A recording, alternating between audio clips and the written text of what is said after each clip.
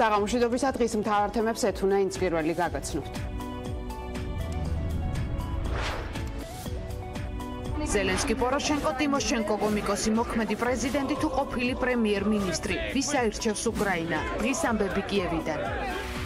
ჩემთვის ვიცხოვე და ცხოვრება განსხვავებულია. ლესკის განსხვავებულია ყველაფრიდან და უშუალოდ რაღაცებს მაგალითად.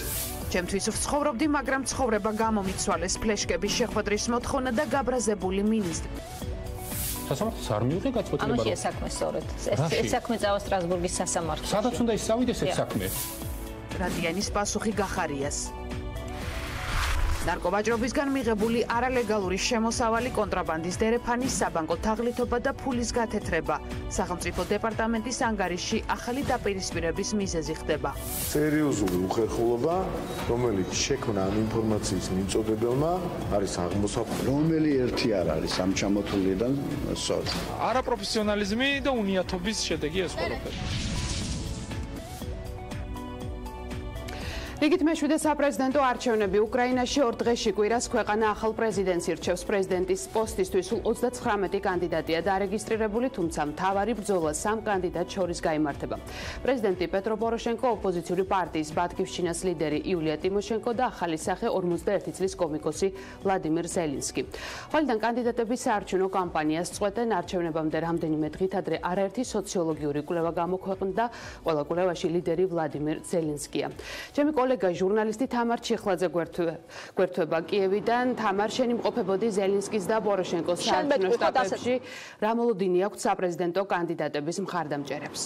ეთუნა ჩვენ ახლა ვართ უკრაინულ მაიდანზე, ადგილზე, რომელსაც უკავშირდება ძალიან ბევრი ისტორიული ცვლილება და უკრაინის უახლესი ისტორიის ორი გარდამტეხი ცვლილება. პირველი ეს იყო ნარინჯისფერი რევოლუცია, მეორე კი ღირსების რევოლუცია. და სამივე კანდიდატი, რომელიც ლიდერობს 39 კაციან სიაში, დღეს ამ ღირსების გზის გამგრძელებლად მიიჩნევს თავს. თუმცა საბოლოო არჩევანს ბუნებრივია 31 მარტს გააკეთებს ამ მომრჩეველი. მე მოკლედ გეტყვით კანდიდატების შესახებ. რეიტინგებში პირველი არის კომიკოსი ვლადიმირ ზელენსკი. ძალიან პოპულარული მსახიობი, რომელიც ერთხელ უკვე გახდა პრეზიდენტი, ოღონდ ფილმში. მას აქვს სერიალი ხალხის მსახური და სწორედ ასე დაარქვა თავისივე პარტიას. ამ სერიალში მისი გმირი ხდება, არის უბრალო მასწავლებელი, შემდეგ კი პრეზიდენტი ხდება და სავარაუდოდ ის გაიმეორებს ამ სცენარს რეალობაშიც. ზელენსკი არის ძალიან ცნობილი კომედიური ფორმატის 95 კვარტალის დამფუძნებელი, ცეკვავენ ვარსკვლავების გამარჯვებული და ასე შემდეგ. მოკლედ ის არის ადამიანი თითქმის არანაირი პოლიტიკური გამოცდილებით და სავარაუდოდ სწორედ ეს არის მიზეზი, რომ ის ძალიან ერიდება მედიასთან ურთიერთობას. მან მონაწილეობა არ მიიღო წინა საარჩევნო დებატებში იმ მიზეზით, რომ ეს არის არა თოქ-შოუ, არამედ დოგ-შოუ, ანუ ძაღლების ჭხუბი, ასე შეაფასა მან საპრეზიდენტო სატელევიზიო დებატები და ჩვენთვისაც ძალიან რთული აღმოჩნდა მასთან დაკავშირება მის შტაბთან ურთიერთობა. თუმცა ჩვენ ვიყავით მისულები მის შტაბში, სადაც დღეს ბევრი ხალხი არ დაგვხვდა, კედლებზე იყო ძალიან ესეთ დამაჯერებელი წარწერები, რომ გამარჯვებამდე 2 დღეა დარჩენილი, ეს რეიტინგები, რომლითაც ძალიან ამაყობენ ზე გუნდში, როგორც ისინი საკუთარ თავს ეძახიან, ზე ნაკრებში და რეიტინგების მიხედვით ზელენსკი ორჯერ მაინც უსწრებს მოქმედ პრეზიდენტს პეტრო პოროშენკოს. რამდენიმე დღის წინ სწორედ ამ ზე გუნდმა ჩაატარა საინტერესო ონლაინ გამოკითხვა, მათ ამ მომრჩეველს კითხეს, როგორ წარმოუდგენიათ ოცნების უკრაინა და ვინ შეიძლება იყოს უკრაინული ოცნების გუნდში და საინტერესოა, რომ პირველ ადგილზე გავიდა მიხეილ სააკაშვილი. ზელენსკის ამ მომრჩეველმა ჩათვალა, რომ ის იქნებოდა კარგი პრემიერ-მინისტრი. ამ თემაზე დღეს ჩვენ შტაბში გითხრეს, რომ ჯერჯერობით ეს მხოლოდ არის ხალხის სურვილი და არ ნიშნავს არანაირი თანამშრომლობის დასაწყის. შტაბის მთავარმა პოლიტიკურმა კონსულტანტმა ისაუბრა მხოლოდ ისეთ თემებზე, როგორც არის პიარ ტექნოლოგია და ის მთავარი უპირატესობები, რაც აქვს ზელენსკის სხვა მასზე გაცილებით გამოცდილ პოლიტიკოსებთან შედარებით. ფიქრობ, რომ ზელენსკის სამსახიობო კარიერა პლუსია. სწორედ ამიტომ აქვს მას ასეთი მაღალი რეიტინგი. ზელენსკის მხარს უჭერს ამომრჩეველთა მესამედი, რადგან ის არის კანდიდატი სისტემის გარედან. სხვა კანდიდატები, რომლებიც მოქმედი პოლიტიკური ელიტის ნაწილს წარმოადგენენ, მათ საკუთარი თავების დისკრედიტირება მოახდინეს ამომრჩევლის თვალში. ზელენსკის რეიტინგი ორჯერ აღემატება პოროშენკოს და ტიმოშენკოს რეიტინგს. დღეს სწორედ ახალი კანდიდატის დროა, რომელიც არაა სისტემიდან და აქვს სურვილი შეცვალოს არსებული სისტემა. პოლიტიკურმა ელიტამ ყველაფერი გააკეთა იმისათვის, რომ საკუთარი კომფორტი მოეწყო. უკეთესი იქნებოდა მათ ისე ემოქმედათ, რომ რიგითი ადამიანების ყოფა ამ ქვეყანაში გაუმჯობესებულიყო. Ფიქრობ, რომ გამარჯვება იქნება მეორე ტურში. თუ ვსაუბრობთ დემოკრატიულ ქვეყანაზე, სადაც ყველაფერი კანონის ჩარჩოებში ხდება, მაშინ მეორე ტურზე საერთოდ აღარ ვისაუბრებდით. ჩვენ ყოველდღიურად ვიღებთ ინფორმაციას ადმინისტრაციული რესურსის გამოყენების შესახებ. აღარაფერს ვამბობ იმ შავი პიარის შესახებ, რომელიც ზელენსკის წინააღმდეგ მიმდინარეობს. მოკლედ, მოდუნების დრო არ გვაქვს. რეიტინგების შედეგებს, რა თქმა უნდა, აღიარებენ მოქმედი პრეზიდენტის პეტრო პოროშენკოს შტაბშიც, თუმცა ამავე დროს ამბობენ იმას, რომ სულაც არ არის აუცილებელი არჩევნებიც დასრულდეს ამ შედეგით. გენერალურმა მდივანმა პოროშენკოს პარტიის მაქსიმ სავრასოვმა გვითხრა, რომ სავარაუდოდ მათი პროგნოზით პოროშენკო დამაჯერებელ გამარჯვებას მოიპოვებს, ოღონდ უკვე მეორე ტურში. პრეზიდენტს არამხოლოდ აქ მისი ოპონენტებთან უწევს დაპირისპირება წინა საარჩევნოდ, საკმაოდ მწვავეა მისი დაპირისპირება გუნდთანაც, კერძოდ კი შინაგან საქმეთა მინისტრ არსენი ავაკოვთან. ავაკოვმა არაერთხელ დაადანაშაულა პოროშენკოს თანაგუნდელები ამ ურჩევლების მოსყიდვაში და ამ მწვავე თემაზე, მწვავე დაპირისპირებაზე, რომელიც მედიისთვის ძალიან აშკარაა, ჩვენ შტაბის ხელმძღვანელს ვთხოვეთ დღეს კომენტარი.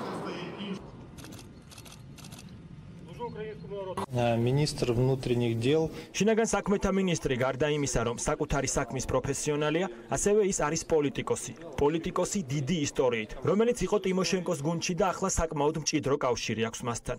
ის საუბრობს საკუთარ დამოუკიდებლობაზე, ნეიტრალიტეტზე. მიუხედავად ამისა, ვხედავთ, რომ სამართალდამცავთა მოქმედებები არის ანგაჟირებული ჩვენი კანდიდატისა და ჩვენი შტაბების მიმართ. ის ყველგან პოზიციონირებს როგორც დამოუკიდებელი სტრუქტურის ხელმძღვანელი, რომლის მიზანიც მართლწესრიგის დაცვა. კიევში თითქოს არ იგრძნობა, რომ საპრეზიდენტო არჩევნებია, არ ჩანს ფოტოები კანდიდატების გამოსახულებით, არ ჩანს ბევრი პლაკატი და ეს არის უკრაინის სარეკლამო კანონმდებლობის დამსახურება, როგორც გითხრეს, აქვთ მხოლოდ ერთსიტყვიანი სლოგანები, მაგალითად პოროშენკოს სლოგანია იფიქრე, იულია ტიმოშენკოსი კი შეცვალე. სწორედ ამ სლოგანით ტიმოშენკომ დღეს შეკრიბა ბევრი ადამიანი მიხაილოვსკის სტადიონზე, როგორც იცით, ხვალ არის სიჩუმის დღე და პროპაგანდა აკრძალულია, ასე რომ ეს იყო ერთ-ერთი ბოლო და მასშტაბური შეხვედრა ტიმოშენკოსის საკუთარ ამ ურჩეველთან. მან სცენაზე გამოსვლამდე პატივი მიაგო მაიდნის ცნობილი მოვლენების დროს დაღუპული ზეციური ასეულის ხსოვნას და მადლობა გადაუხადა ასევე უკრაინელ მებრძოლებს. ტიმოშენკომ თქვა, რომ დღეს უკრაინისთვის არის ისტორიული მომენტი, რომელიც ქვეყანამ აუცილებლად უნდა გამოიყენოს.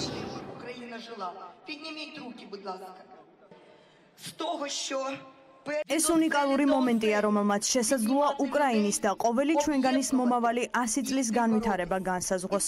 ასეთი მომენტები თითოეული ერის ისტორიაში დროდადრო დგება. ერი ან იყენებს ამ შანსს და შესაძლებლობას, ან კარგავს მას. მე დარწმუნებული ვარ, რომ ჩვენ ამ შანსს გამოვიყენებთ და ჩვენი თაობა აიღებს პასუხისმგებლობას ჩვენს მომავალ თაობებზე. როგორ ქვეყანას გადავცემთ შვილებს, წარმატებულს თუ ისეთს, როგორიც ახლა გვაქვს, ევროპულს, მშვიდობიანს თუ ომსა და კორუფციაში ჩათრეულს. ჩვენმა თაობამ თავისი საქმე უნდა შეასრულოს და ჩვენ ამას ერთად შევძლებთ. ვიდრე არჩევნების შედეგებს გავიგებთ, ჩვენ დღეს მოქალაქეებსაც ვკითხეთ აზრი, ვინ ურჩევნიათ ქვეყნის ლიდერის პოსტზე, მოქმედი პრეზიდენტი, კინოგმირი პრეზიდენტი თუ ყოფილი პრემიერ-მინისტრი. ჩემი აზრით ეს ორი ადამიანის, ზელენსკის და ტიმოშენკოს ბრძოლა. პოროშენკო პოზიციებს თმობს და სერიოზულად ჩამორჩება მათ. რაც შეეხება ზელენსკის, მე მომწონს, რომ ის ენერგიული ადამიანია. დიახ, ის არტისტია. დიახ, ის შესაძლოა არ არის პოლიტიკოსი, მაგრამ ყავს გუნდი და აქვს შანსი, რომ მაყურებელმა, რომელსაც ის უყვარს, მას ხმა მისცეს. ზელენსკისა და ტიმოშენკოს შორის ვფიქრობ, რომ ტიმოშენკოს მეტი შანსი აქვს. ზელენსკი მაინც კომედიანტია და ის ხალხის გულში მაინც როგორც მსახიობი დარჩება. გონია, რომ პრეზიდენტი და იუმორი ერთმანეთს არ ესადაგება. Президент и какой-то юмор это немножко несовместимо. Кого больше шансов? Порошенко, Тимошенко და ზელენსკი. ამ სამ კანდიდატს თანაბარი შანსები აქვს. მე ვფიქრობ, რომ მოქმედი პრეზიდენტი კიდევ ერთხელ უნდა ავირჩიოთ. მას მიეცემა შანსი, რომ მომდევნო 5 წლის განმავლობაში დაასრულოს ის, რისი დასრულებას ვერ მოასწრო, პირადი ან ზოგადი მიზეზების გამო. არ ვფიქრობ, რომ პოროშენკომ ნეგატიური კვალი დატოვა და ალტერნატივა არ ყავს. ის იანუკოვიჩი ხომ არაა. მე ორ ადამიანს ვუჭერ მხარს, პოროშენკოს და გრიცენკოს. პირველ ტურში ვაპირებ, რომ ხმა პოროშენკოს მივცე. თუ ის მეორე ტურში ვერ გადავა, ჩემს ხმას მაშინ უკვე გრიცენკოს მივცე. რაც შეეხება ზელენსკის, მხიარული ბიჭია, მაგრამ რჩება შთაბეჭდილება, რომ წარმოდგენა არ აქვს რა არის საერთაშორისო მოლაპარაკებები. მე მინდას თქმით არაფერი გამოვა. უნდა ითამაშო იმ წესებით, რაც საერთაშორისო პოლიტიკაშია. მე მისგან მხოლოდ მინდა მესმის. პროგნოზის გაკეთება ძნელია, ვხედავთ, რომ დემოკრატები ძალას იკრებენ, ოპოზიცია კი ფეხდაფეხ მიჰყვება. რა თქმა უნდა, არ გვაქვს სურვილი, რომ განვითარების კუთხით რამდენიმე წლით უკან დავბრუნდეთ. სურვილი გაქვს, რომ განვაგრძოთ დემოკრატიულ სახელმწიფოდ განვითარება, თუმცა ეს პროცესი არ წარმომიდგენია მოქმედ პრეზიდენტთან ერთად. მან მთავარი მოთხოვნა დაემარცხებინა კორუფცია ვერ შეასრულა. ეს ძალიან სამწუხაროა. ტიმოშენკო ძველი სახეა, ძველი მოთამაშეა. ის არაფერ ახალს არ მოიტანს. ჩვენის ნახეთ მინისტრის რანგში, პრემიერის რანგში. ახალი სახე ვლადიმირ ზელენსკია, მაგრამ ყავს კი მას გუნდი, ყავს კი პროფესიონალი გუნდი. ის რომ არ არის პოლიტიკოსი, ეს ერთის მხრივ კარგია, მაგრამ რამდენად მოახერხებს ის რომ არ გახდეს მარიონეტი, ეს საფრთხე არსებობს.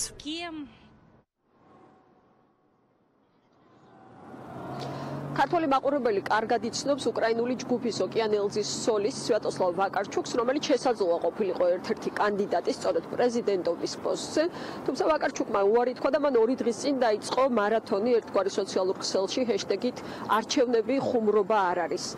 ნუ აირჩევ ხუმრობით, ასეთი არის მისი მოწოდება და იოლი მისახვედრია, რომ ეს მოწოდება პირდაპირ ეხება ლიდერს რეიტინგების ვლადიმირ ზელენსკის. ამ მოწოდებას დღეს გამოეხმაურა მიხეილ სააკაშვილიც, რომელმაც თქვა, რომ უკრაინისთვის ყველაზე ცუდი ხუმრობა რეალურად არის ის, რაც დღეს ქვეყანაში ხდება და ის, რომ ბუნებრივი რესურსებით ძალიან დიდარი ქვეყანა და ამ დიდარი ქვეყნის მოქალაქეები ცხოვრობენ სიღარიბეში.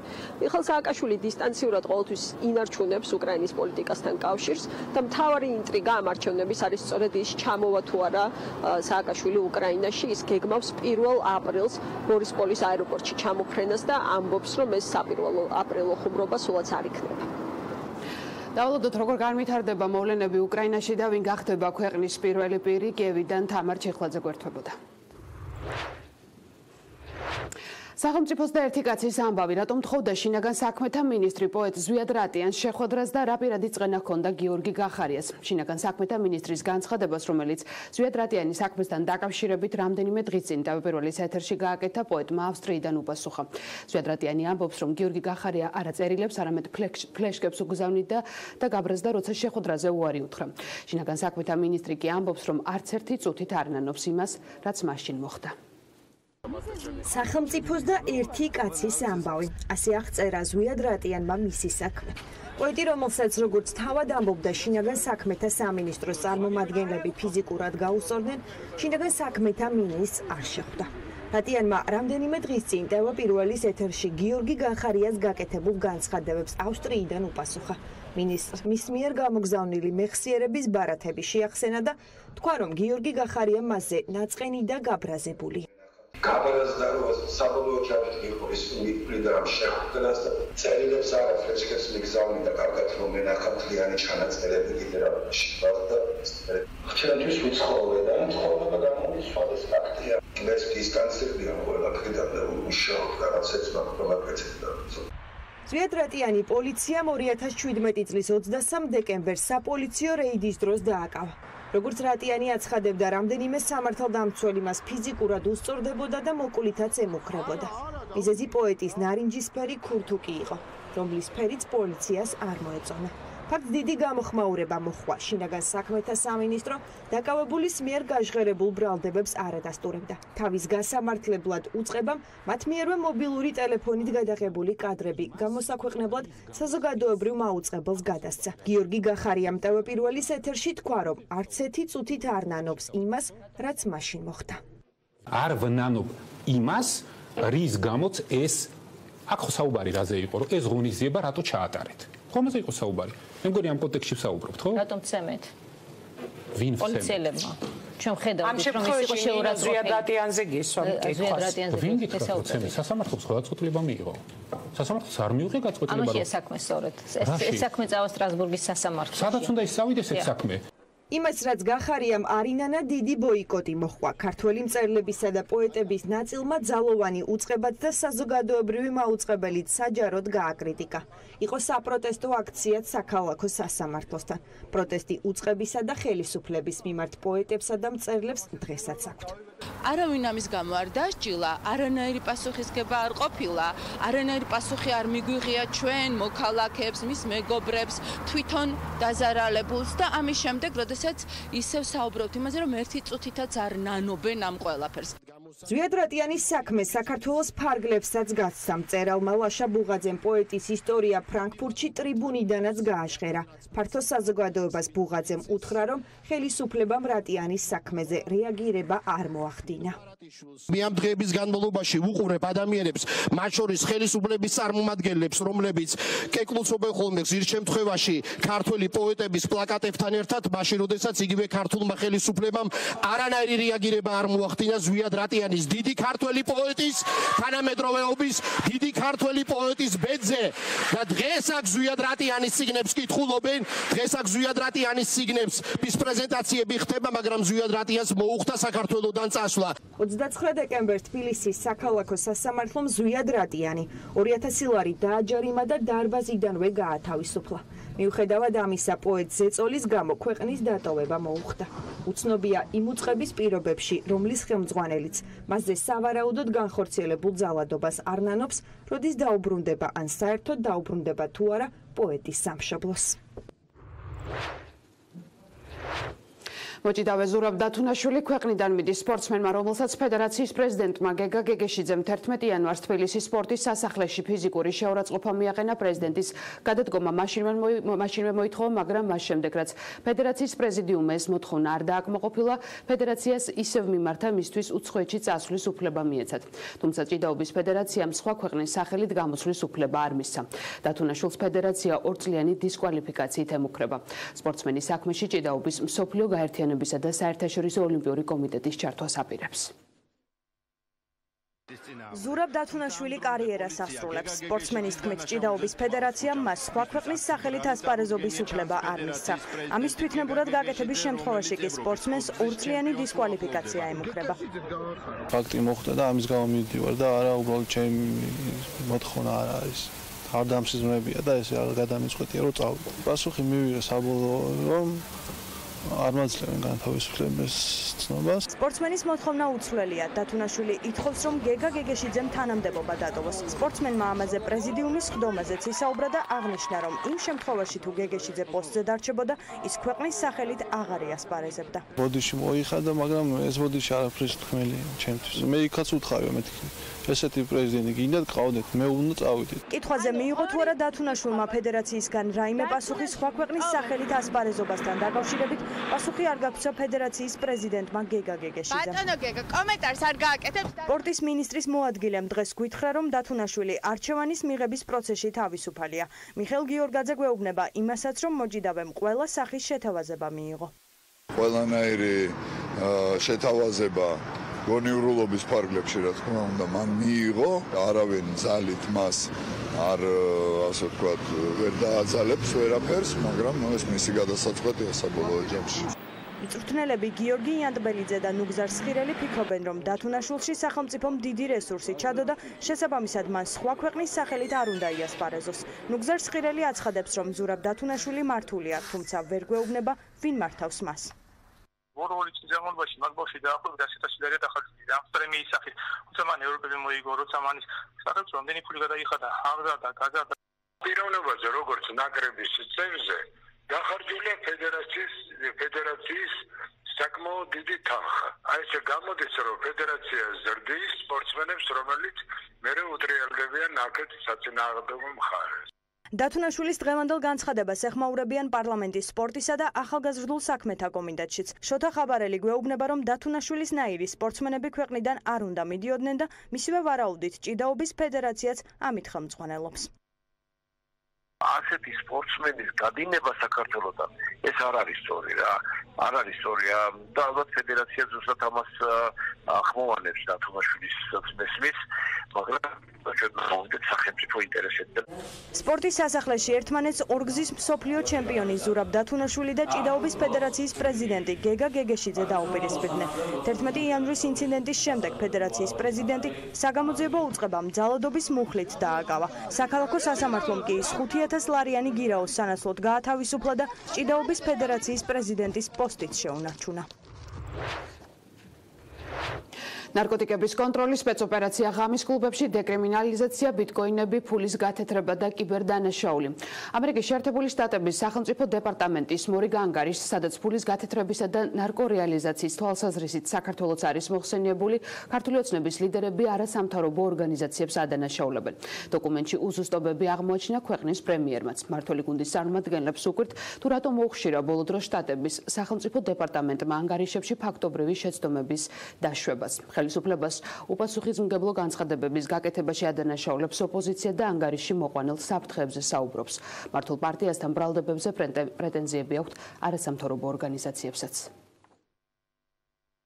ფულის გათეთრება, საბანკო თაღლითობა, თანხების უკანონოდ მითვისება და ნარკოვაჭრობიდან მიღებული არალეგალური შემოსავალი, რომლის გათეთრება ოფიციალური ფინანსური სისტემის გავლით ხორციელდება.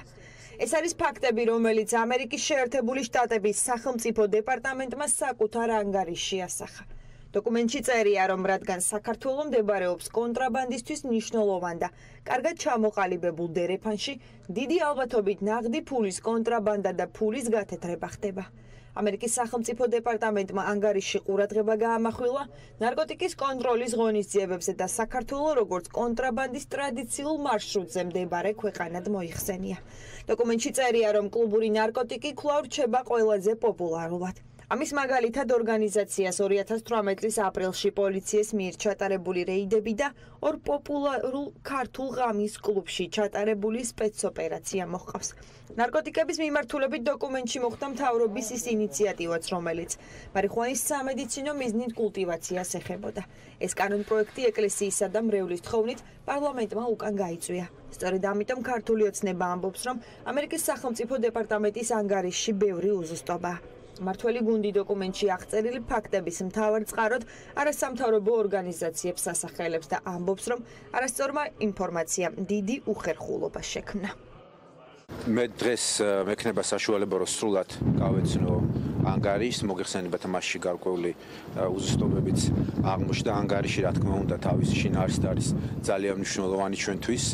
ის პრობლემები, რომელიც არის აღნიშნული და მე მოკლედ მქონდა საშუალება რომ წამეკითხა. ეს არის ის ზოგადი გამოწვევები, რომელიც გვაქვს ჩვენ რეგიონში, რაც შეეხება ნარკოტრაფიკს, მოგეხსენებათ რომ ზოგადად ეს გეოგრაფიული არეალი ყოველთვის წარმოადგენდა პრობლემას ამ თვალსაზრისით და დიდ გამოწვევას. ანგარიშის ავტორები ეყრდნობიან ორი მიმართულებით ინფორმაციას. ერთი მიმართულება ეს არის ხელისუფლების მიერ მიწოდებული, რომელიც სტრატეგიული პარტნიორობის და თანამშრომლობის ფარგლებში ხდება, მეორე არის არასამთავრობო სექტორი. ხელისუფლებას ნამდვილად არ მიუწოდებია არაზუსტი ინფორმაციები, რის გამოც უხერხული მდგომარეობა შეიქმნა. მესამე სექტორი ქართული ოცნების ბრალდებებს უარყოფს და ამბობს, რომ მათი მხრიდან ამერიკის სახელმწიფო დეპარტამენტისთვის რაიმე სახის ინფორმაციის მიწოდება არ ყოფილა. არასამთავრობო ორგანიზაციის წარმომადგენლები ასევე ამბობენ, რომ უმრავლესობის ლიდერების კრიტიკა კომიკურია. ერთად კომედიური რეაქცია კიდევ ერთხელ ჩვენ ხელისუფლებას არასამთავრობოებს ამბრალებენ ყველაფერს. ანუ გამოდის რომ მაშინ საქართველოზე, არჩევნებზე, დემოკრატიზაციაზე, კრიმინალზე ყველაფერზე რაც იწერება არასამთავრობოებს უსმენ და მაშინ ესენი რა შეგჭირდებიან? ახალი მესეჯ ბოქსი დავინახე ამ განცხადებაში, რომ რაღაც უხერხულ მდგომარეობაში აგდებენ თურმე სამოქალაქო საზოგადოების ორგანიზაციები, სახელმწიფო დეპარტამენტს, სტრატეგიულ პარტნიორს. წინა კვირაში გვესაუბრებოდნენ, რომ რეალურად ჩვენ შეცდომაში შევყავს დღეს უხერხულ მდგომარეობაში ჩაგდება. უბრალოდ ჩამოყალიბდნენ, კარგად დააზუსტონ და ასე ელაპარაკონ საზოგადოებას ალბათ უმჯობესია. ამ ანგარიშზე საუბრის დროს ქართული ოცნების დეპუტატებმა გაამახვილეს ყურადღება, რომ ანგარიში არის არაზუსტი ინფორმაცია და ადგილობრივ არასამთავრობო ორგანიზაციებზე გააკეთეს მინიშნება, რომ თითქოს ჩვენი მხრიდან მოხდა არაზუსტი ინფორმაციის გაზიარება.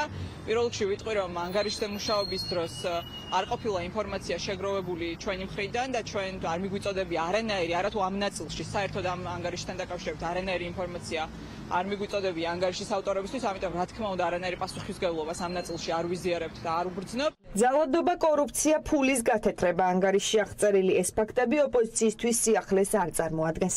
მათი თქმით, ამ ფაქტების არასამთავრობო სექტორზე გადაბრალება არასწორია. ძალადობა, კორუფცია მიმატა ამ მოხსენებაში არის საუბარი აგრეთვე ფულის გათეთრებას და ეს ყველაფერი თორმე არასამთავრობო ორგანიზაციების გამოგონილია, რომელი ერთი არ არის ამ ჩამოთვლილიდან სწორი.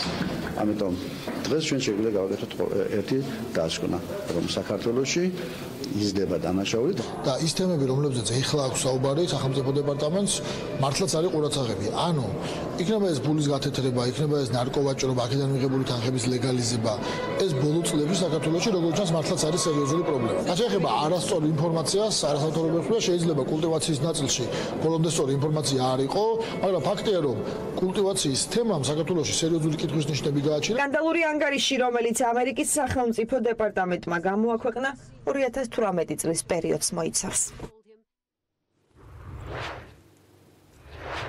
პოლიტიკოსის შანტაჟი პირადი ცხოვრებით არის თუ არა ეს პოლიტიკური ანგარიშსწორება. ვიდრე კითხვებზე საგამოძიებო უწყება საზოგადოებას უპასუხებს, საკითხზე დავა საკანონმდებლო ორგანოში არ ცხრება, თუმცა უმრავლესობა ახალ ამპლუას არ ღალატობს და ეკა ბესელიას ბრალდებებს არ პასუხობს. ოცნებიდან წასული დეპუტატის მიერ კოლექტიურ ტერორში დადანაშაულებული უმრავლესობა ფიქრობს, რომ ამ საქმეს ეკა ბესელია პოლიტიკური მიზნებისთვის იყენებს. არ სურთ პასუხი გასცენ ყოფილი თანაგუნდელის ბრალდებებს და ამბობენ, რომ სხვა უფრო მნიშვნელოვანი საკითხებით ინტერესდებიან. გარდა ამისა, უმრავლესობის წევრი ვანო ზარდიაშვილი არც საკუთარ ბრალდებებს განმარტავს, რატომ დაადანაშაულა ყოფილი თანაგუნდელი კორუფციაში. მოსამართლეების ლობისტად წოდებული ეკა ბესელიაზე ამბობს, რომ მის ხელებს ფულის სუნი ასდის. პირადი ცხოვრებით შანტაჟი, მორალური ტერორი თუ პოლიტიკური ანგარიშსწორება. ვიდრე საგამოძიებო ორგანო პოლიტიკოსის ფარული კადრების გავრცელების პირველ წყაროს დაადგენს, ოპოზიცია დანაშაულის ჩადენის მთავარ ინტერესს მმართველ გუნდში ხედავს. მათ ეჭვებს ის გარემოება უღრმავებს, რომლის მიხედვითაც პირად კადრებს პოლიტიკოსებს მაშინ უქვეყნებენ, როცა ის ხელისუფლებას უპირისპირდება. ძალიან კონკრეტული დამთხევა იყო კონკრეტული პოლიტიკოსი, რომელიც დაუპირისპირდა საკუთარ პოლიტიკურ გუნდს და სწორედ ეს დაპირისპირების ფაზა იყო რაღაც ყველაზე ინტენსიური, მაშინ მოხდა სწორედ მის წინააღმდეგ მისი რაღაც კადრების გავრცელება, სადაც მისი პირადი ცხოვრება იყო ასახული და გასაგები რომ ეს აჩენს ეჭვებს, რომ შეიძლება ამის უკან სწორედ მასთან დაპირისპირებული ხელისუფლების რაღაცა ამთლიანად ხელისუფლების რაღაცა ნაწილი იყო. ეკა ბესელია ქართულ ოცნებას ბოლო დროს ყველაზე მწვავედ უზენაესი სასამართლოს დაკომპლექტების განხილვის დროს დაუპირისპირდა. იურიდიული კომიტეტის სხდომაზე ერთმანეთის მიერ გაჟღერებული მძიმე ბრალდებები უზენაეს სასამართლოს საკითხს გასცდა. ვანო ზარდიაშვილმა ყოფილი თანაგუნდელი კორუფციაში დაადანაშაულა და სასამართლო სისტემაზე საკუთარ ინტერესებში დასდო ბრალი. ხელს კი არ ვაფათურებდი ეკა. შენ ხელებს ასდის ფულის სუნი და ამიტომ ძალიან ვთხოვ რა. ძალიან ვთხოვ შეეშვი რა. შენ გინდა ბიზნესი სასამართლოში ეკა. შენ გინდა ბიზნესი სასამართლოში, რასაც ვერ მიიღო. რას გულისხმობდა მოსამართლეების ლობისტად მოხსენიებული ზარდიაშვილი საკუთარ ბრალდებებში. ხმაურიანის სხდომიდან რამდენიმე კვირის შემდეგაც ზარდიაშვილმა კითხვა უპასუხოდ დატოვა. მე რაც თქვი ეკა ბესელიაზე, ეს ვიცი მე, ეს იცი სრულიად საქართველოს შესაბამისად ამასთან დაკავშირებით დამატებით გამარტებების გაკეთებას აღარ ვაპირებ. ურთიერთდაპირისპირების შემდეგ ინტერნეტ სივრცეში აღმოჩენილი მორიგი კადრები ოპოზიციას და თავად კადრების ფიგურანტს მმართველი პარტიის დანაშაულზე მიანიშნებს. ბესელიას მიერ კოლექტიურ ტერორისტებად მოხსენიების შემდეგ ოცნების ლიდერები გზავნილს არც დღეს ცვლიან და ყოფილთან დისკუსიაში შესვლას არ აპირებენ. მათი თქმით, ეკა ბესელიას საკუთარი დღის წესრიგი აქვს და ამ საქმესაც პოლიტიკური მიზნებისთვის იყენებს. ეს შედის ქალბატონი ეკას დღის წესრიგში, რომ იგი არა საქმით და საქმეზე იყოს ორიენტირებული, არამედ პოლიტიკურ პროცესებში იტივტივოს, შესაბამისად მე მასზე განცხადებების გაკეთებას აღარ ვაპირებ. ერთი და იგივეს ვიმეორებ, კიდევ ერთხელ გაგიმეორებთ, რომ რაც შეეხება ეკა ბესელიას, მის დღის წესრიგს არ ავყვებ. მინიმუმ 15-20 საკითხი განიხილება დღეს პარლამენტში, რომელიც 100-ჯერ მნიშვნელოვანია და უფრო აინტერესებს ხალხს, ვიდრე კითხვა-პასუხი აი ამ თემაზე, რომელიც არ დამთავრდა ამ ბოლო თვეების განმავლობაში. მიუხედავად იმისა, რომ ძალიან ბევრი პირი არის ამ დანაშაულისთვის იხდის სასჯელს, ამის მიუხედავად მაინც გვაქვს განცდა, რომ პირველ წყაროსთვის არ მიგვიქნია. დანარჩენი უკვე რაც არის სპეკულაციური განცხადებები, რაც არის პერსონალური დაპირისპირებები და ასე შემდეგ, მე ამაზე საუბარი არ მინდა. ფაქტია, რომ უნდა ვეძებოთ მიმწოდებელი შემკვეთი იქ, სადაც ეს აწყობთ, სადაც აწყობთ დაპირისპირების წარმოჩენა, სადაც აწყობთ აი ამ სკანდალური თემის კვლავ ამოწევა და სადაც აწყობთ ხელისუფლების თქვათ ნაკლებ შესაძლებლობაზე საუბარი, რომ ვერ აღმოაჩინეს ამდენი ხანი საიდან მოდის კადრები. დაიცავი შენი კოლეგა საპარლამენტო უმრავლესობას ყოფილი წევრები მიმართავენ. ლევან გოგიჩაიშვილმა პარლამენტს მეტი აქტიურობისკენ მოუწოდა და მთავარი პასუხისმგებლობა საგამოძიებო უწყებას დააკისრა. გოგიჩაიშვილი ფიქრობს, რომ ხელისუფლებამ უნდა დაასაბუთოს, რომ დანაშაულში წვლილი არ მიუძღვის. სადვსდიოთ ეხლა ჩვენ ამ ადამიანებს, რომლებიც არ საიდან მოვიდნენ და არ საიდან წავლენ ეხლა. ნამდვილად არ გვინდა მართლა გადაიზარდოს, ვითომ ვიღაცა ეს ადამიანები რაღაცაში ადარდებს. ხო, თუ დაიცავი შენი კოლეგა. და ვაკეთებ განცხადებებს, რომ არ მინახავს და ნახავ და მე გავიცავ. შეეხმიანეთ შინაგან საქმეთა სამინისტროს, უფრო მეტი აქტიური კამპანია ადარეთ. შეასრულეთ თქვენი ბუნებრივი ფუნქცია. დაიცავით თქვენი ქალი კოლეგები. პირადი ცხოვრების სამსახველი კადრების გავრცელების მორიგი ფაქტის შემდეგ საგამოძიებო უწყებამ ერთი პირი 18 წლის მირიან ჟავანაძე დააკავა და თქვა, რომ პირველ წყაროს დასადგენად გამოძიება მიმდინარეობს. თუმცა ვიდრე საქმეზე საკანონმდებლო ორგანოში დაობენ, დაკავებული ჟავანაძე 5000 ლარიანი გირაოს სანაცვლოდ გაათავისუფლეს. ქართულმა ოცნებამ სასამართლო სისტემის ძირეული რეფორმის ნაცვლად თავს მოახვია ფასადური პროცესი წერია ერთობლივ წერილში, რომლითაც ოპოზიციური პარტიები და საზოგადოებრივი მოძრაობები ევროსაბჭოს ვენეციის კომისიის პრეზიდენტს ჯანი ბუკიკიოს მიმართავენ. წერილის ავტორები თვლიან, რომ პროცესში ქართულმა ოცნებამ უპირატესობა მიანიჭა საკანონმდებლო ცვლილებების იმგვარ ფორმულირებას, რომელიც ხელსაყრელია სასამართლო სისტემაში გავლენიანი მოსამართლეების კლანად ჩამოყალიბებული ჯგუფებისთვის. ოცნებაში სხვა ოპტიმიზმით არიან მართველი პარტიის ლიდერები აპრილში ვენეციის კომისიის ექსპერტების ჩამოსვლას ელოდებიან. ოცნებას განრიდებული ყოფილი წევრი ლევან გოგიჩაიშვილი კი ამბობს, რომ ვენეციის კომისია შეურაცხყოფილია. დეპუტატი დარწმუნებულია, რომ მართველი გუნდი პარლამენტის თავმჯდომარის კანონს, რომელიც კლანის ძალაუფლებას კიდევ უფრო ამყარებს, აუცილებლად მიიღებს. ვენეციის კომისია არის შეურაცხყოფილი და ძალიან მარტივად ახსახსნელი შეურაცხყოფა მიაყენეს მათ. მათ თხოვეს ჩამოდითო და დაახვედრეს მიღებული კანონი. ეხლა თქვენ თვითონ განსაზღვრეთ, ვენეციის კომისიას ეს მოეწონებოდა თუ არ მოეწონებოდა? ვენეციის კომისიის საბოლოო დასკვნამდე მართველი გუნდის მიერ მომზადებული დოკუმენტის საერთო სასამართლოების შესახებ პარლამენტმა პირველი მოსმენით უკვე მიიღო. დამოუკიდებელ დეპუტატს ლევან გოგიჩაიშვილს მიაჩნია, რომ ამით ირაკლი კობახიძის გუნდმა მოიტყუა და ვენეციის კომისიას შეურაცხყოფა მიაყენა. ოპოზიციის თქმით, პარლამენტის საბოლოოდ სადავო დოკუმენტს ისე დაამტკიცებს, რომ საერთაშორისო ექსპერტების რეკომენდაციები გათვალისწინებული არ იქნება. ოპოზიციური პარტიები სასამართლო რეფორმასთან დაკავშირებით ვენეციის კომისიის პრეზიდენტს ჯანი ბუკიკიოს ერთობლივი განცხადებითაც მიმართავენ.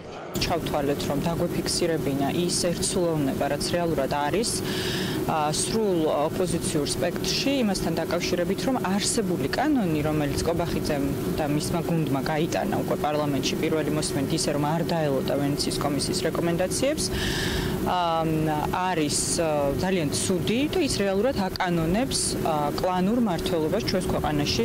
დეპუტატთა პოზიციას იზიარებს იუსტიციის უმაღლესი საბჭოს არამოსამართლე წევრიც. ანა დოლიძე შიშობს, რომ პარლამენტის თავმჯდომარე ვენეციის კომისიის დასკვნას მოსამართლეთა არჩევის წესთან დაკავშირებით სათავისოდ მოირგებს და სასამართლო სისტემაში ეგრეთ წოდებული მურუსიძე ჩინჩალაძის კლანის უვადო დარჩენას ხელს შეუწყობს. ირაკლი კობახიძე დასდევს ორ კურთხევას ერთდროულად. თან ვითომ ეკითხება ვენეციის კომისიის მოსაზრებას.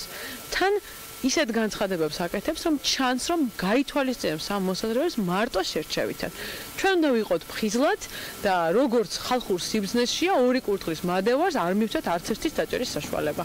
კობახიძის დოკუმენტში აღმოჩენილ ხარვეზებთან დაკავშირებით არასამთავრობო ორგანიზაციებმა შენიშვნები ვენეციის კომისიას რამდენჯერმე გაუგზავნეს.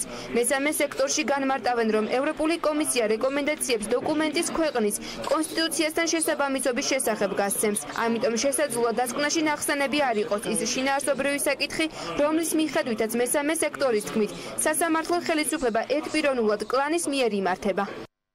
ეს კანონ პროექტი არსებულ კონტექსტში ვერ უზრუნველყოფს მართლმსაჯულების ინტერესების რეალიზებას და იმედი გვაქვს, რომ ეს იქნება მინიშნება, რომელსაც კომისია გააკეთებს თავის დასკვნაში. საბჭოში არიან არაკეთილზისინდისიერი ხალხი, რომელიც საკუთარი მიზნებისთვის ნებისმიერ მომენტში გადააბიჯებენ სასამართლოს დამოუკიდებლობას და სასამართლოს ინტერესებს. ეს არის მთავარი პრობლემა და ამის ახსნას ვცდილობ ჩვენ ვენეციის კომისიისთვის. მართლ გუნდში აცხადებენ, რომ მესამე სექტორი ვენეციის კომისიის კომპეტენციაში ეჭვის შეტანას ცდილობს. უმრავლესობის წევრები ირაკლი კობახიძის მსგავსად ამბობენ, რომ გაიზიარებენ ყველა იმ შენიშვნას, რომელიც კონსტიტუციის პრინციპებიდან გამომდინარე იქნება. ვფიქრობ, რომ ვენეციის კომისიას ყოფნის ექსპერტიზა იმისთვის, რომ გაითვალისწინოს როგორც სამართლებრივი ჩარჩოები და სამართლებრივი რეგულაციები ჩვენს ქვეყანაში, ასევე გაითვალისწინოს სხვადასხვა გარემოებები, რომლებიც გავლენას ახდენს პროცესს. არარელევანტურია, არასწორია კითხვა, რომელიც გულისხმობს გავითვალისწინებთ, თუ არა აბსოლუტურად ყველა რეკომენდაციას ასეთი რაღაცა ბუნებაში არ ხდება, ამიტომ ნუ გეუცნაურება ჩვენი სიტყვებიც იმის შესახებ, რომ ჩვენ გავითვალისწინებთ ყველა სამართლებრივად ლოგიკურ და კონსტიტუციასთან შესაბამის რეკომენდაციას. ვენეციის კომისიის ექსპერტებს საქართველოში 1 და 2 აპრილს ელოდებიან. მათ არასამთავრობო ორგანიზაციის წარმომადგენლებით შეხვდებიან და დოკუმენტთან დაკავშირებით შენიშვნებს კიდევ ერთხელ გააცნობენ. სადავო დოკუმენტთან დაკავშირებით საბოლოო დასკვნას კი ევროპული კომისია აპრილის ბოლომდე გამოაქვეყნებს. ჯანდაცვის სფეროში არსებული პრობლემებისა და სოციალური მუშაკების გაფიცვის საკითხს ადამიანის უფლებათა დაცვის კომიტეტის სხდომაზე ხმაური მოყვა. სხდომაზე დეპუტატები ელენე ხოშტარია და სოფო კილაძე სიტყვიერად დაუპირისპირდნენ და ერთმანეთს უზრდელი დემაგოგი და თავხედი ეძახეს. დღეს პარლამენტში ჯანდაცვის მინისტრს ელოდებოდნენ, თუმცა დავით სერგენკოს ნაცვლად მისი მოადგილე მივიდა. 4 საათიანი შეხვედრის დასრულების შემდეგ გაფიცულებმა საკანონმდებლო ორგანოში არ მისულ მინისტრს ულტიმატუმი წაუყენეს და ერთკვირიანი ვადა მისეს. სოციმუშაკები პროტესტს ისევ განაგრძობენ და დავით სერგენკოსგან კონკრეტულ მოთხოვნებზე შესაბამის წერილობით ხელმოწერილ დადასტურებულ დოკუმენტს ითხოვენ. გოგო, რატი გააგრძელე? აჩე, ნუ იმუქრები ერთი თუ ხალი ხარ. ნუ იმუქრები. თავხედიც ახარ და მეტიც ხარ კიდე. ამ სიტყვებით შეამკეს ერთმანეთი ადამიანის უფლებათა კომიტეტის სხდომაზე ევროპული საქართველოს წევრმა და კომიტეტის თავმჯდომარე სოფო კილაძემ. კამათი და სიტყვიერი დაპირისპირება პარლამენტში ჯანდაცვის სფეროში არსებული პრობლემებისა და სოციალური მუშაკების გაფიცვის საკითხზე მსჯელობას მოყვა. დეპუტატებს შორის დაპირისპირებას სოციმუშაკებისთვის ანაზღაურების ზრდის საკითხმა გამოიწვია. სოფო კილაძემ ელენე ხოშტარიას განცხადებებს დემაგოგია უწოდა. ხოშტარიამ კი კილაძეს ზრდილობა დაუწუნა. ამ კომიტეტის საყედურს, ამ კომიტეტის მოდი რა, ყველა გამოსვლა დაიწყეთ. ახლა ქალბატონი სოფოს ქებით და მე გავაგზავნოთ საუბარი ახლა. თქვენზე ხო არ არის ლაპარაკი ახლა. თქვენზე ხო არ არის ლაპარაკი. შოუს ვინც აწყობს ხედავთ რა. ეს შენი ჩვეული სტილი რა. ბექამ რა დააყენა, მე და ბექამ მოვრიგდებით რა. შენი თემა არ არის ეგ. ხოდა არ მიმართავთ კი არა, მარტო ჯანდაცვის სამინისტრო ვერ გადაწყვეტავს, ყველა მერთად უნდა ვიმუშაოთ ამაზე თქო რა და ნუ დემაგოგობთ თქო რა. სოციმუშაკების პროტესტმა კანცელარიიდან საკანონმდებლო ორგანოში გადაინაცვლა. ადამიანის უფლებათა დაცვის კომიტეტის სხდომა 4 საათის განმავლობაში მიმდინარეობდა. დეპუტატებისა და სოციალური მუშაკებისთვის კითხვებზე პასუხების გასაცემად ჯანდაცვის მინისტრის მაგივრად მისი მოადგილე თამარ ბარკალაია გამოცხადდა. სოციალურ მუშაკებს კონკრეტული შეკითხვები მათ მთავარ მოთხოვნებზე ჰქონდათ ანაზღაურებასა და ტრანსპორტთან დაკავშირებით. დღეს ჩვენი დამსაქმებელი ამბობს, რომ მას არ შეუძლია რაღაც პრობლემების მოგვარება და მასზე არ არის ეს მხოლოდ დამოკიდებული. ვითხოვთ უკვე სხვა ორგანოებისგან, ამ შემთხვევაში პარლამენტისგან, ამ შემთხვევაში მთავრობისგან და სხვა უწყებებისგან, თუ სამინისტროს არ შეუძლია ტრანსპორტის გამოყოფა, თუ სამინისტროს არ შეუძლია ფსიქოლოგის დამატება, აღიაროს ეს ყველაფერი, როცა გვჭირდება კვალიფიციური კადრები, მომზადებული კადრები. რატომ მოვა ამ უწყებაში, სადაც არის ყველაზე მეტი პასუხისმგებლობა, სადაც არის ყველაზე მეტი საქმე კვალიფიციური კადრი და სადაც იხდიან ასევე ყველაზე დაბალ ანაზღაურებას. ეს არის სოციალური რეაბილიტაცია. სოციალური მუშაკების 6 პუნქტიან მოთხოვნაზე თამარ ბარკალაია ამბობს, რომ კანონმდებლობაში სოციმუშაკების პირობები გათვალისწინებულია, თუმცა დროში გაწერილი. შესაბამისად, ამ პირობების სრულად შესრულება ამ ეტაპზე ვერ მოხერხდება. კონკრეტულად საუბარია ანაზღაურებაზე, რომელზეც როგორც ბარკალაია, ასევე სოფო კილაძე ამბობს, რომ კანონმდებლობით მუშაკებს 2021 წლის იანვრამდე უნდა გაეზარდოთ. ჩვენ მივიღეთ სამოქმედო გეგმა, სადაც კონკრეტული ნაბიჯები არის გაწერილი, როდის რა უნდა მოხდეს. მათ შორის ძალიან მნიშვნელოვანი საკითხი ხელფასების ზრდა, რომელიც სწორედ 2020 წლიდან გვაქვს დაანონსებული და გაწერილი უკვე ჩვენს კანონმდებლობაში. ხელფასების ზრდა 2018 წელს დაიგეგმა და დაიგეგმა ეტაპობრივად და იგეგმება 1200 ლარამდე, ანუ 800 ლარიდან 1200 ლარამდე სოციალური მუშაკების ხელფასის ზრდა 2020 წლის 1 იანვრიდან. სამწუხაროდ ჩვენ მოკლებულები ვართ შესაძლებლობას, რომ ამ ეტაპზე ხელფასის ზრდა მოვითხოვოთ, იმიტომ რომ ისევ საბიუჯეტო ასიგნებებამდე მივდივართ. დეპუტატები მინისტრის მოადგილეს დაპირდნენ, რომ ისინი თანხების მოძიებაში სამინისტროს დაეხმარებიან. როგორც მართველი გუნდი, ასევე ოპოზიცია მიიჩნევს, რომ სოციალურ მუშაკთა ხელფასები უნდა გაიზარდოს. ეს პრობლემაა, ხო? ახლა 96% რო გაგეფიცება, თქვა შენი თანამშრომლის ან რაღაცა სერიოზული პრობლემაა, ან მენეჯმენტის პრობლემაა, ან ადამიანური პრობლემაა. მიმართოთ ფინანსთა სამინისტროს, რომ ის მინიმალური მოთხოვნები, აქ ხო არ არის რაღაცა განსაკუთრებული მოთხოვნები, მინიმალური მოთხოვნები, რომლის დაკმაყოფილების შემთხვევაშიც ეს ადამიანები გააგრძელებენ სრულფასოვნად, ესე იგი, თავიანთი ვალდებულების შესრულებას ამ წელიწადსვე ეს რესურსები იქნას მოძიებული. ალბათ მართლაც დასაჩქარებელია გარკვეული ნაბიჯების გადადგმა იმისთვის, რომ კონკრეტულად როგორც მინიმუმ სხვა უწყებებში არსებულ მსგავს სოციალურ მუშაკების დონის სტანდარტი იყოს ამ უწყებაში. კომიტეტის ხდომაზე 4 საათიანი მსჯელობა იმით დასრულდა, რომ ჯანდაცვის სამინისტროს ერთკვირიანი ვადა მიეცა პარლამენტისთვის ხარჯთა რიცხვის წარსადგენად თუ რა თანხები იქნება საჭირო გამოსაყოფი ბიუჯეტიდან არსებული პრობლემების მოსაგვარებლად. ეს გადაწყვეტილება კი არ ცვლის იმ რეალობას, რომ საქართველოს მასშტაბით სოცმუშაკები ისევ გაფიცულები არიან და ბენეფიციარები ისევ უყურადღებოდ რჩებიან.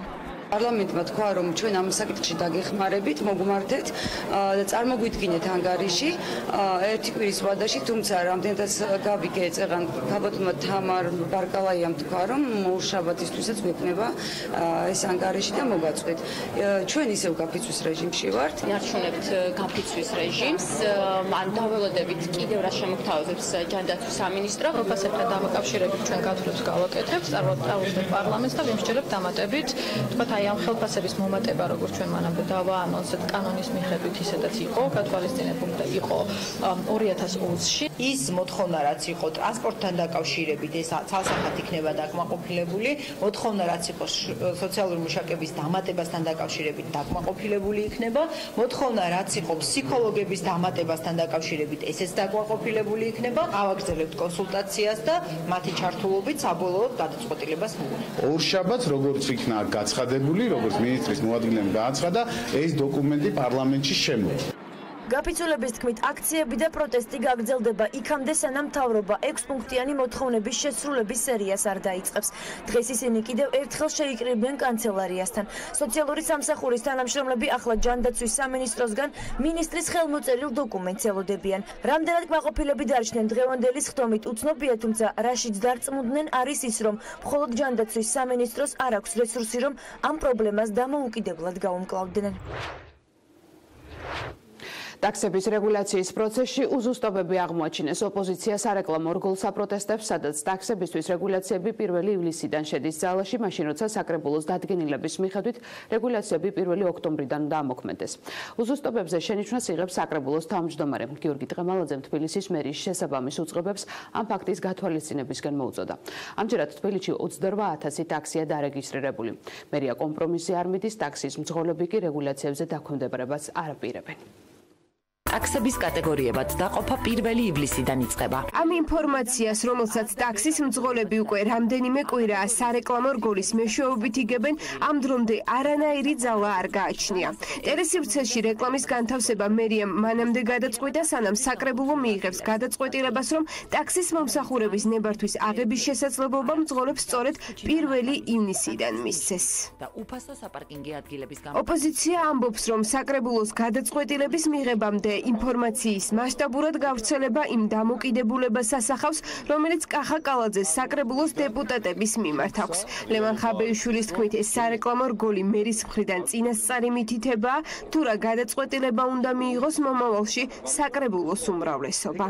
ახლა საკრებულოს ძალიან მარტივი ამოცანა აქვს. არიან მართლა ნოტარიუსის ფუნქციის შემსრულებლები თუ მართლა საკრებულოა, რომელიც რამეს განიხილავს. ამით დასტურდება, რომ ეს არის ადგილი, სადაც კალაძის ნებისმიერ ინიციატივას წინასწარვი, ასე ვთქვათ, მხარი აქვს უკვე დაჭერილი და ამას რეკლამის სახითაც გვაჩვენებენ. სარეკლამო რგოლი, რომ საზოგადოებას წინსწრებად მიეწოდა, ამას არც საკრებულოს თავმჯდომარე უარყოფს.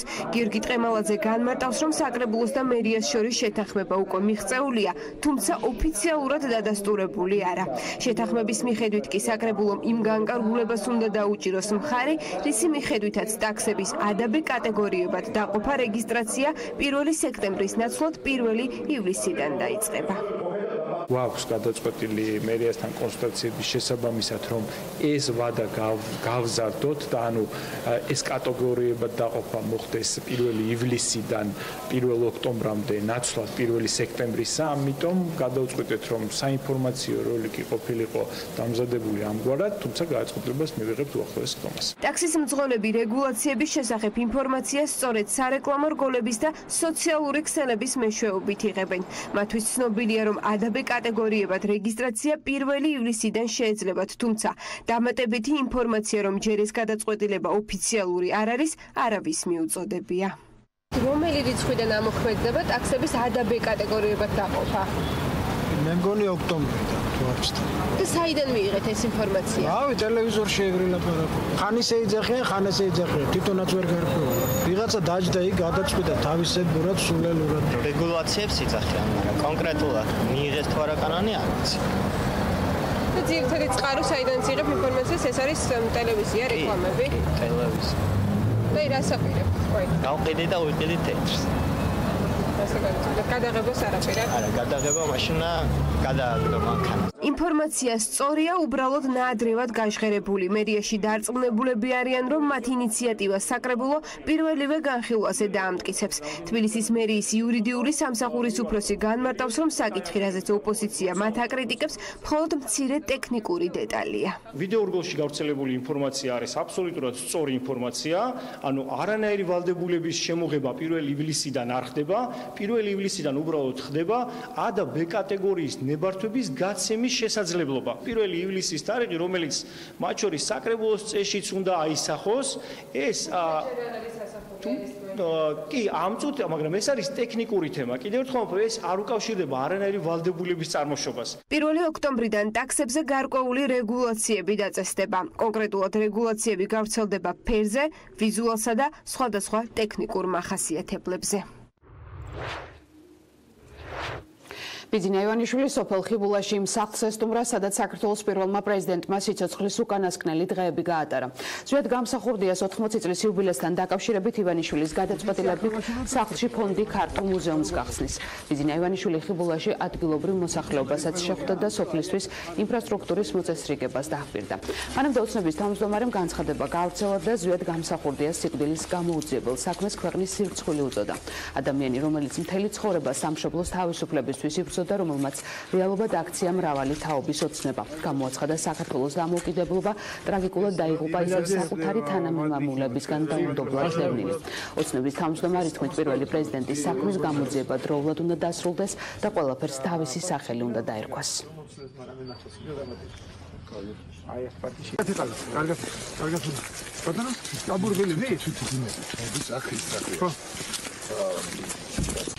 Ოქტომბერი გამოძიება უნდა სწრაფადობას. ყველაფერს თავის სახელი უნდა დაერქვას. საქართველოს ყველა მის რაც მოხდა, მაგრამ გამოძიება გამოგული იყო საერთოდ გამოძიება ჩვენ დროს დაიწყეს რომელიც საერთოდ გახსნილი იყო ეს უფრო საკუთრებული მოსახლეობა ვინც არ ცხოვრობს და მთლიანად ხობის მუნიციპალიტეტში აბსოლუტურად არის ყველა დახარებული ამ საკითხთან დაკავშირებით თვითონ პარტიის მიაგებს ბოლოს რამდენადაც აქ მოესწრებოდა და აქ შეაფარეთ არიეთო მაგრამ განსაკუთრებული პარტიის შემოქმედა მასაც თვითონ და იმიტომ აქ ჩამოვიდა გამოსწორებია სწორად მოვლენია და გაზიფიცირებას გაზისებთ რა ის და გაზისებთ გაზიფიცირებას დაუჩქაროთ წყალს დაუჩქაროთ აქ ყველაფერი ბიუჯეტს არ ექნება მე გავაკეთებ ბატონო ბიძინა კიდევ ერთი თქმა საუბარში ვაღი არ გვაქვს ნუ გვაქვს მაგრამ შეხედულები არიან 25 კვადრატულ ფართობზე 31 მოსწავლე კი ბატონო რიგში გავაკეთე ხო ძალიან კარგი საბავშვო ბაღი. ხალი გავუკეთოთ სოფელს პირველ რიგში, გზა გავუკეთოთ პარალელურად. საფარგლებს გავაკეთოთ. აი, წვილის პრობლემა ხდება. ქესი მასალია. ეს დიდი მადლი იქნება ჩვენ.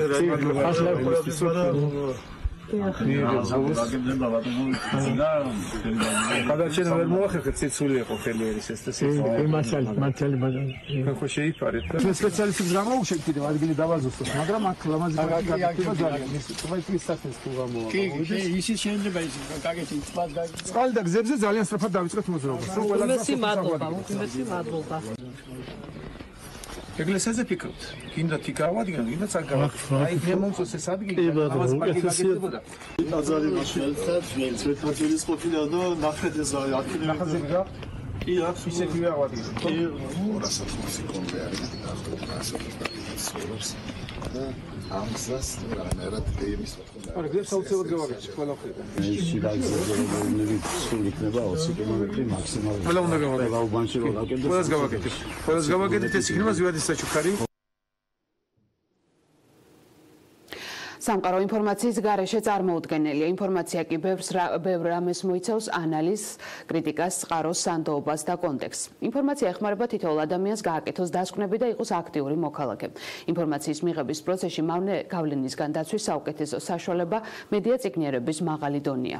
რა არის მედია წიგნიერება? როგორ უნდა ისწავლოს თანამედროვე ადამიანმა უამრავი ინფორმაციის მოხმარება, რომელსაც ყოველდღიურად იღებს ტრადიციული მედიისა თუ ინტერნეტის საშუალებით და რა უნარები სჭირდება მომხმარებელს იმისთვის, რომ ინფორმაციისგან უფრო მეტი სარგებელი ნახოს, ვიდრე ზიანი მიიღოს. ნახოთ სიუჟეტი. სწრაფად ცვალებად თანამედროვე ტექნოლოგიების სამყაროში მედია წიგნიერებას მნიშვნელოვანი ფუნქცია დაეკისრა. მედია წიგნიერება ინფორმაციის კრიტიკულ შეფასებას, სანდო და არასანდო წყაროების ერთმანეთისაგან გარჩევას გულისხმობს. მედია წიგნიერება არის პასუხი ციფრული საუკუნის გამოწვევებზე. რაც უფრო მაღალია ადამიანის მედია წიგნიერების ხარისხი, მით უფრო დიდია რეალურ სამყაროსა და მედიის მიერ შექმნილ სამყაროს შორის არსებული საზღვრის დანახვის უნარიც.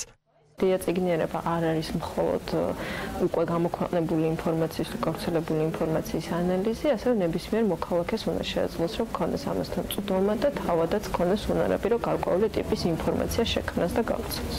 მასმედიის განვითარებასთან ერთად, განსაკუთრებით უკანასკნელი ნახევარი საუკუნის მანძილზე, პრობლემა გახდა არა ინფორმაციაზე ხელმისაწვდომობა, არამედ თავის დაცვა არასწორი ინფორმაციისაგან. მედიის განვითარების ფონდმა ამერიკის საელჩოს დახმარებით და ორგანიზებით მედია წიგნიერების თემაზე უკვე არაერთი აქტივობა ჩაატარა. ამერიკის საელჩო აქტიურადაა ჩართული მედია წიგნიერების ამაღლების საქმეში. სხვადასხვა პროფესიის ადამიანებს, სხვადასხვა ინტერესების მქონე ადამიანებს, თქვათ, მივაწოდოთ ცოდნა, როგორ მუშაობს მედია, რას ნიშნავს, თქვათ, გამჭვირვალობა, როგორ მუშაობს, თქვათ, რა გავლენა აქვს მფლობელებს სარედაქციო პოლიტიკაზე, როგორ უნდა გაშუქდეს ინფორმაცია დაბალანსებულად, რას ნიშნავს ეთიკური გაშუქება, ანუ ერთი მხრივ რაღაც საბაზისო ინფორმაცია, როგორ ფუნქციონირებს ზოგადად მედია და ამის ერთ-ერთი მნიშვნელოვანი კომპონენტი ასევე არის ინფორმაციის გამოწმება, ვერიფიკაცია, სადაც ვცდილობთ, რომ ამ პროგრამების მონაწილეებს თავად განუვითარდათ ის უნარები, რითაც ისინი შეძლებენ ინფორმაციის კრიტიკულად გააზრებას. როგორ შევარჩიოთ საჭირო ინფორმაცია გზავნილების უზარმაზარი ნაკადიდან? როგორ ამოვიცნოთ ყალბი ინფორმაცია? საკუთარი გამოცდილება და რეკომენდაციები ჟურნალისტმა აიდან იუსუბოვამ ეთნიკურად აზერბაიჯანელ სტუდენტებს გაუზიარა. ტრენინგების სერია ამერიკის საელჩოს მედია წიგნიერების პროგრამის მხარდაჭერით ტარდება და მისი მიზანია ახალგაზრდებში ყალბი ინფორმაციის ამოცნობის უნარების გაძლიერება. განსაკუთრებით აქვე მოქართლის რეგიონში მოსახლეობის ქართული ენის ცოდნის გამო, ანუ ცუდად რომ ფლობენ ენას, ამიტომ ისინი ხშირ შემთხვევაში უყურებენ რუსულ არხებს და ხდებიან რუსული პროპაგანდის მსხვერპლები, ასე რომ ვთქვათ. და ამ კუთხით ჩვენ ამიტომ ცალკე ტრენინგ კურსი ჩავატარეთ აქედან ამ რეგიონის წარმომადგენელ ახალგაზრდებს, რომ იცოდნენ ამ პროპაგანდისგან როგორ შეიძლება თავის დაღწევა, ასე. ფოტო და ვიდეო манипуляция, ყალბი ახალი ამბავი და პროპაგანდისტული მასალა. ტრენინგების მონაწილეები, ძირითადად ახალგაზრდები, რომლებიც ყველაზე დიდ დროს ატარებენ სოციალურ ქსელში, ამერიდან წაკითხულთან ანახ ინფორმაციას კრიტიკულად შეაფასებენ. მათ გონიათ, რომ ის რაც ყველაფერს კითხულობენ Facebook-იდან არის სინამდვილე. ამ ეტაპზე ჩვენ ვცადეთ ინფორმაცია მივაწოდოთ, რომ არის სხვადასხვა სახის ინფორმაცია, ანუ არის გადამოწმებული ინფორმაცია, რომელიც შეიძლება ვედოთ, არის ამავდროულად ინფორმაცია, რომელიც განსაკუთრებით კონკრეტული ჯგუფების მიერ მზადდება და სპეციალურად ვრცელდება და არ არის ანუ სინამდვილეს არ ასახავს. საქართველოში ამერიკის საელჩოს მედია წიგნიერების პროგრამის ფარგლებში უკვე არაერთი დისკუსია გაიმართა. პროგრამის მთავარი მიზანი ახალგაზრდებში ყალბი ინფორმაციის შესახებ ცნობადობის გაზრდაა. ამერიკის საელჩოს iSpace-ის დარბაზში და ფრონტლაინში ახალგაზრდები განიხილავენ დეზინფორმაციის ტიპებს და მათი გამოვლენის გზებს. საკითხი რომ აქტუალურია ადასტურებს საქართველოს განათლების სამინისტროც. უწყებაში ამბობენ, რომ მედია წიგნიერება არის პასუხი 21 საუკუნის ციფრული ტექნოლოგიების გამოწვევებზე. ჟურნალისტების სოციალური ცვლილებებისთვის კონკურსის სპეციალური პრიზი ტელეკომპანია პირველს და რუსთავი 2-ს გადაეცა. კონკურსის მიზანი იყო გამოევლინა ობიექტური და კომპეტენტური მედია ორგანიზაციები, რომლებიც რეგულარულად აშუქებენ სამოქალაქო საზოგადოებას, მის წინაშე არსებულ გამოწვევებს და საზოგადოებრივი ორგანიზაციების საქმიანობას. დაჯილდოვდნენ ჟურნალისტებიც სულ 13 გამარჯვებული გამოვლინდა, რომელთაგანაც 10 რეგიონიდანაა.